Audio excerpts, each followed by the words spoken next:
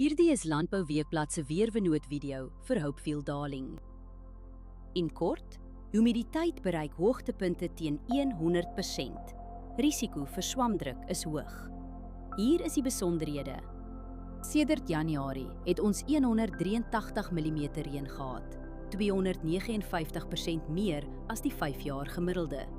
Groeigraad daar sedert Januarie staan op 1322. Dit is 99 grade laer as die 5 jaar gemiddelde. Die laagste temperatuur wat voorspel word is 8,9 grade, die hoogste is 21 grade. Die grootste dag tot nagwisseling is sowat 10 grade, matig en binne normale grense. 70,2 mm reën word die week verwag. Trekkertoegang en bespuiting raak moeilik totdat lande weer opdroog. Die ergste winddag is Maandag met ongeveer 46,6 km/h. Vir my spuit op daardie dag. Nog 2 dae die week raak ook 15 km/h of meer.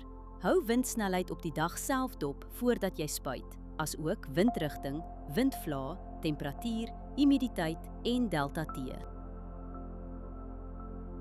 Verdamping is die hele week onder 3 mm. Oorbesproeiing in die soort toestande hou risiko in vir wortelsiektes. Humiditeit is meestal hoog en blaarnatheid gaan Dinsdag sterk wees. Dis is die kans vir hoë swamdruk aansienlik. Onder die toestande kan swaminfeksies vinnig versprei op vatbare blokke. As jy een ding doen, oorweeg dit om voorkomende swamdoder vir die eerste droë, kalm oggend te skeduleer. Hierdie weerinligting is gebaseer op werklike data vanaf meetstasies. Die data word deur TerraClim skoongemaak en geverifieer. KI-interpretasies word deur grondwaarheidsdata onderlê. Aangedryf deur Villa Crop Protection. Hierdie verslag is met die hulp van kunsmatige intelligensie gegenereer en is nie professionele advies nie. Gaan na weather.villacrop.co.za en kies die weerverslag vir jou streek.